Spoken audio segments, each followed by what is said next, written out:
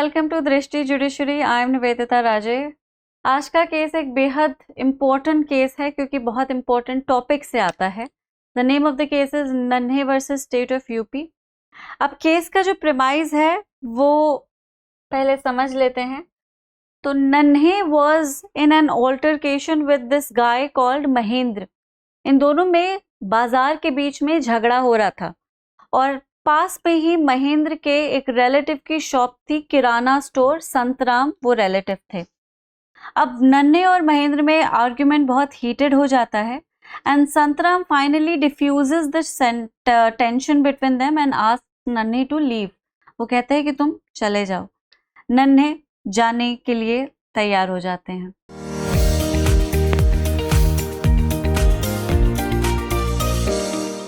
अब उसी रास्ते में, क्योंकि वो पब्लिक एरिया था, कि नन्हे कुछ 15-20 कदम चला, फिर उसके दिमाग में कुछ आता है, वो पलटता है।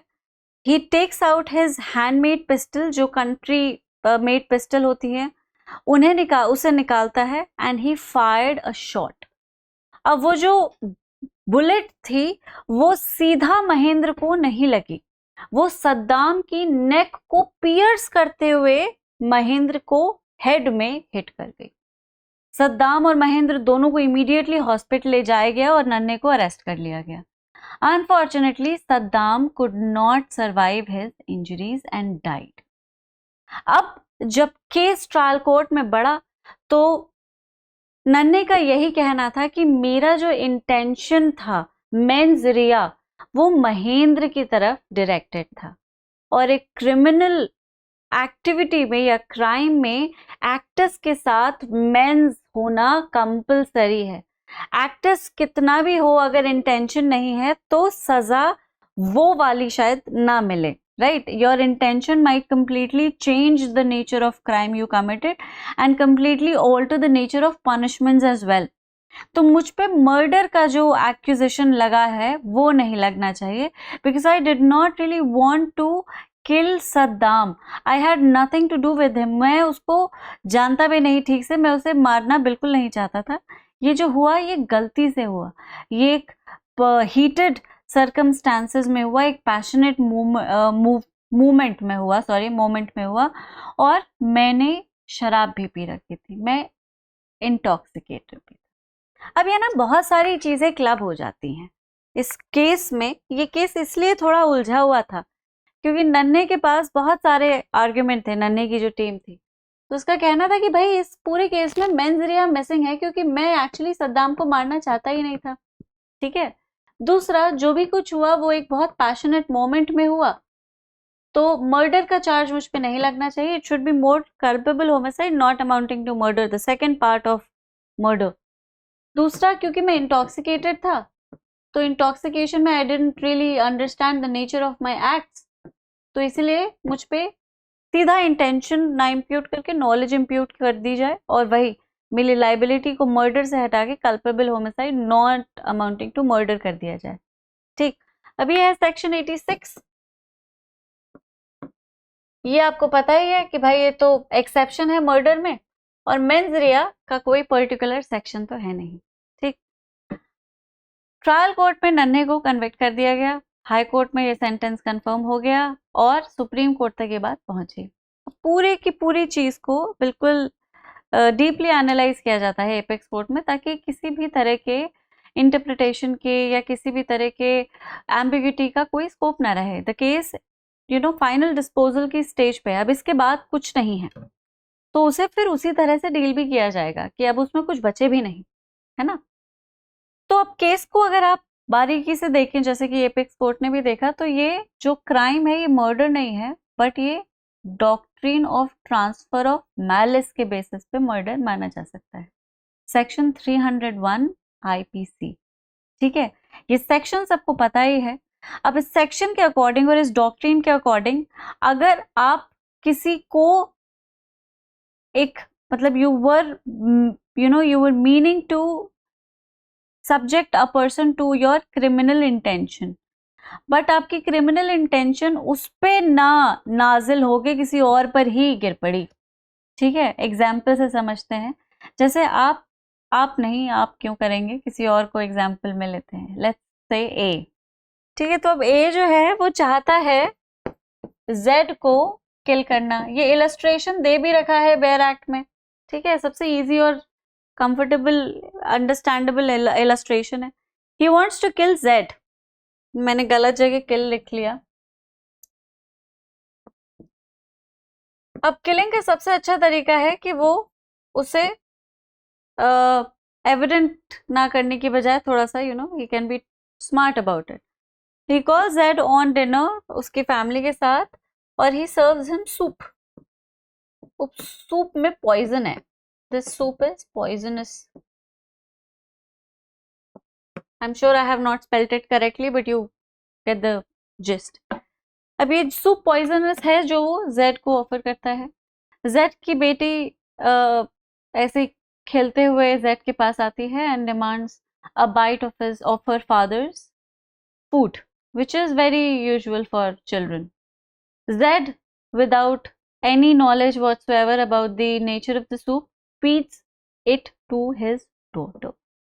Soup poisonous है, daughter को poison affect करता है and she dies. अब यहाँ पे एक्चुअली वाकई लेट्स से कि डॉटर जो थी वो थी वाई। ये वाकई वाई को मारना तो नहीं चाहता था, लेकिन एक किसी को तो मारना चाहता ही था। मतलब इंटेंशन किल करने की तो थी ही, और उसने अपनी इंटेंशन को एग्जीक्यूट कर भी दिया। एक इंटरफेयरिंग इवेंट हो गया जिसकी वजह से विक्टिम वो नहीं बन सका जो कि उसके अकॉर्डिंग बनना चाहिए था, लेकिन उसकी इस गलत इंटेंशन का शिकार कोई और हो गया। अगर ये जहरीला सूप जेड को ना ऑफर करता तो वाई भी मरती नहीं। तो इसकी डेथ का जो डायरेक्ट रीजन है वो यही इंसान है, और इसीलिए इसकी डेथ का जो रिस्पॉन्सिबिलिटी है इसकी डेथ की, वो भी इसी इंसान पर इम्प्यूट की जाएगी, भले ही डायरेक्ट इंटेंशन नहीं था। आपकी जो मैलिस थी जिसकी वजह से आप किसी को मारना चाहते थे, वो उस पर नहीं अफेक्ट कर पाई क्योंकि वो ट्रांसफर हो गई किसी इंटरफेयरिंग इवेंट से, और उसने किसी और को अपने ट्रैप में फंसा लिया। तो आप ही के इंटेंशन, आप ही के मोटिव और आप ही के एक्टर्स की वजह से किसी और की डेथ हो गई है। अगर आप एक्ट ना करते, अगर आपकी वैसी इंटेंशन ना होती, आपका उस तरह का मोटिव ना होता, तो वो आदमी भी जिंदा रहता। तो आप ही रीजन हैं, भले ही आप डायरेक्टली उसको वो हार्म नहीं कॉज करना चाहते। इस डॉक्ट्रिन को doctrine of transfer of malice कहते हैं। और अगर आपकी मैलिस के चलते कोई और मर जाता है बेचारा, तो आप पर मर्डर की ही रिस्पॉन्सिबिलिटी आती। ठीक है, तो नन्हे पर इसी डॉक्ट्रिन को इंटरप्रेट करके मर्डर की रिस्पॉन्सिबिलिटी इंप्यूट की गई और मर्डर के ही अकॉर्डिंग उसको पनिशमेंट भी दिया गया। अब उसका जो डिफेंस था इंटॉक्सिकेशन का, उसे डिस्कस कर लेते हैं। इंटॉक्सिकेशन आप सबको पता ही है, ठीक है, कि इंटॉक्सिकेशन डिफेंस बिल्कुल हो सकता है। It is held to be a valid defence but only if it qualify certain प्रीरेक्विजिट्स।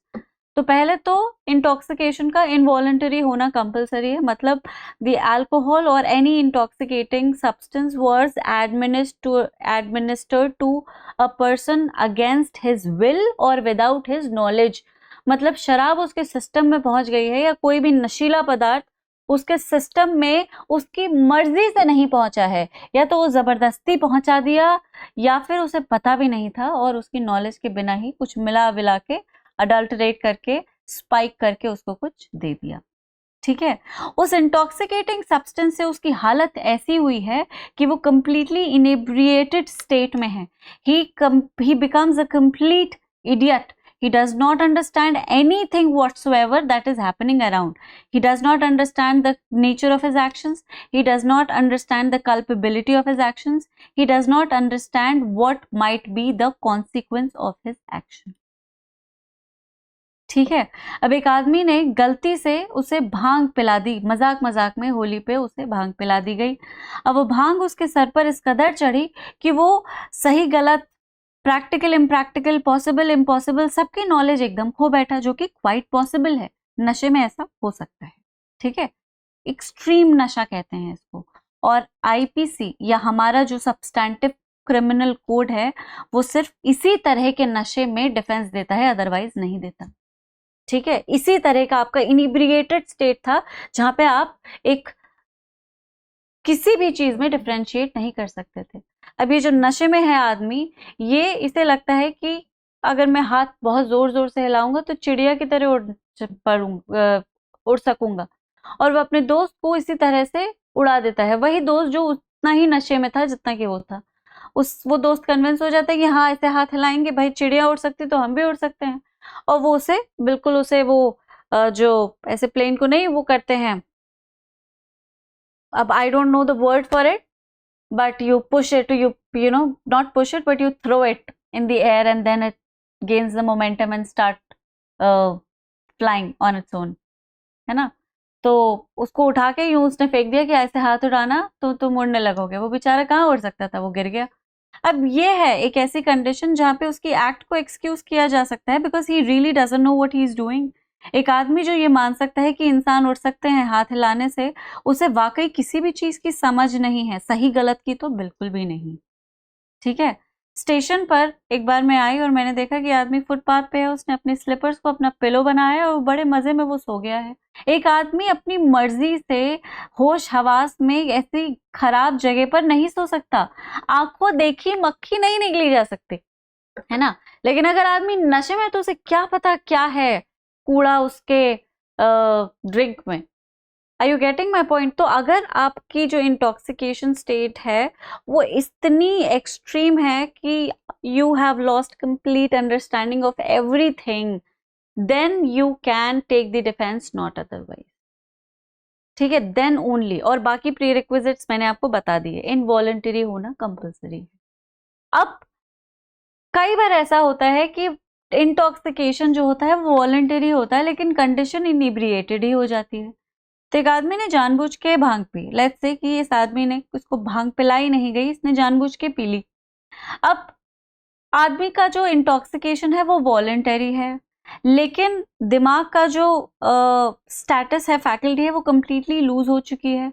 इतनी लूज हो चुकी है कि क्राइम को करने के लिए जो इंटेंशन चाहिए वो फॉर्म नहीं हो सकती। तो वॉलंटरी इंटॉक्सिकेशन है, आप उसे डिफेंस नहीं दे सकते। लेकिन इंटेंशन फॉर्म नहीं हो सकती तो आप उसे क्रिमिनल भी नहीं डिक्लेयर कर सकते। यहां आता है एक डेडलॉक। अब इस डेडलॉक को कैसे रिजॉल्व करता है सब्सटैंटिव लॉ? इस डेडलॉक के लिए आप उस पे इम्पोजिशन डालते हैं, आप उसे लाइबल मानते हैं नॉलेज का एलिमेंट इंप्यूट करके। तो आप डायरेक्टली उसे इंटेंशन के ट्रैप में नहीं लेकर आएंगे। You can not say you are directly responsible, but you would rather say you had the knowledge of something like this could happen, just like in a rash act which may cause death और which has caused death. ठीक है, अगर किसी rash behaviour से, कि आपके rash behaviour से किसी की जान चली जाती है, तो you are not liable for murder per se. You are definitely liable for culpable homicide, but it is not murder. You are liable for death by negligence.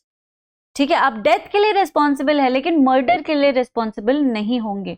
And you understand the difference between death and murder. आपको ये difference पता होना चाहिए। ठीक है, तो यही बिल्कुल ऐसे ही है कि आपको मर्डर के लिए रिस्पॉन्सिबल नहीं माना जाएगा, लेकिन आप डेथ के लिए रिस्पॉन्सिबल माने जाएंगे। इसी डिफेंस को यूज करके वो अपनी लाइबिलिटी को culpable homicide not amounting to murder में कन्वर्ट करवाना चाहता था। ठीक है, लेकिन सुप्रीम कोर्ट ने कहा कि तुम 10-15 कदम चले हो, है ना, और फिर तुम पलटे हो, फिर तुमने गोली चलाई है। तुम्हारे पास कूलिंग डाउन पीरियड था, तुम्हारे पास प्री मेडिटेट करने का टाइम तो नहीं था, लेकिन ऐसा भी नहीं माना जा सकता कि ये डिसीजन रैश था। रैश डिसीजन इम्पल्सिवली होता है, इमीडिएटली होता है। It is more of a reaction, not a well thought और अ वेल अब एक टाइम लेकर किया गया एक्शन नहीं होता। आप मेरी बात समझ रहे हैं? जैसे आप खड़े खड़े इमीडिएटली, जैसे कोई आप पर चिल्ला रहा है, आप इतना तंग हो गए हैं कि आपने अपने फ्रस्ट्रेशन में उस पर कुछ उठा के फेंक दिया। अब ये है impulse. This is an impulse. You are acting immediately without giving it a second thought, but the fact that you moved a little bit means that you gave it multiple thoughts, not just a second one. ठीक है, and then you turn around, then you take out the pistol and then you shoot. आपका intoxication इतना नहीं था कि आप सही गलत के बीच में डिफरेंस ना समझ सकें। दूसरी बात ये कि नन्हे फायर करके भाग भी गया था, ठीक है, मतलब तुम्हें पता था कि तुमने कुछ गलती कर दी। अगर तुम्हें नहीं पता होता कि तुमने गलती की है तो तुम भागते क्यों? You fled from the scene of crime which meant that you understood the consequences and the nature of your actions, which means that you were not intoxicated enough for the defense to apply, right? और इसलिए ये defence नहीं दिया गया और नन्हे was held liable for murder. Okay, so this is the case. Facts समझ लेते हैं।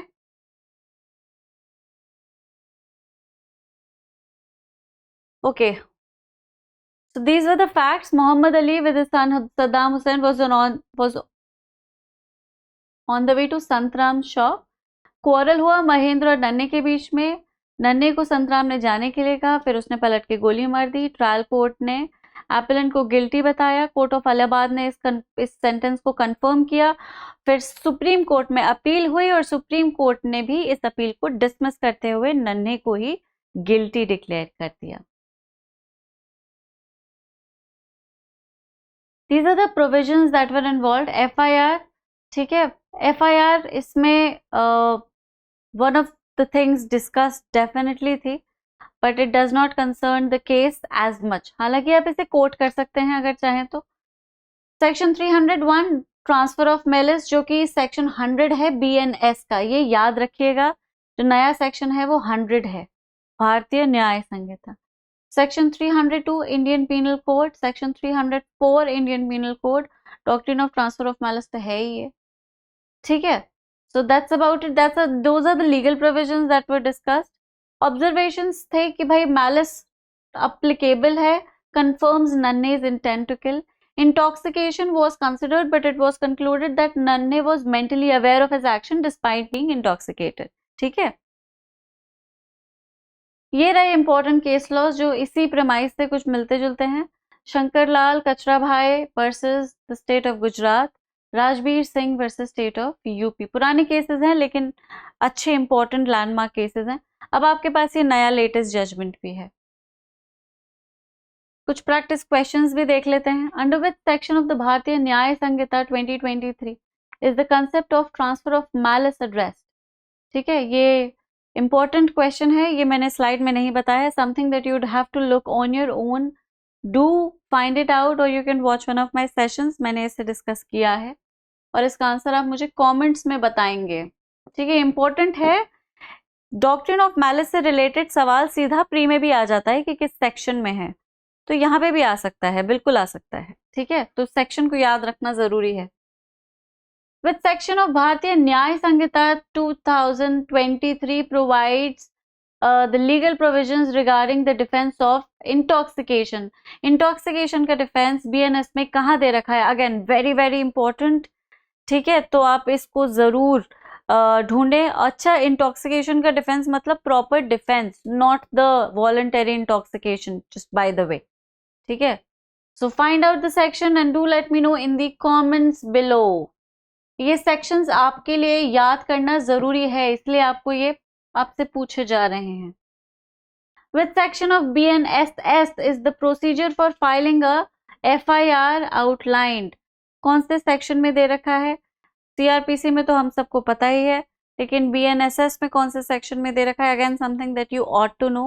Find out the section and post it in the comments below. Means के कुछ क्वेश्चंस कर लेते हैं। Discuss the legal concept of transfer of malice as provided under the Bharatiya Nyaya Sanhita 2023.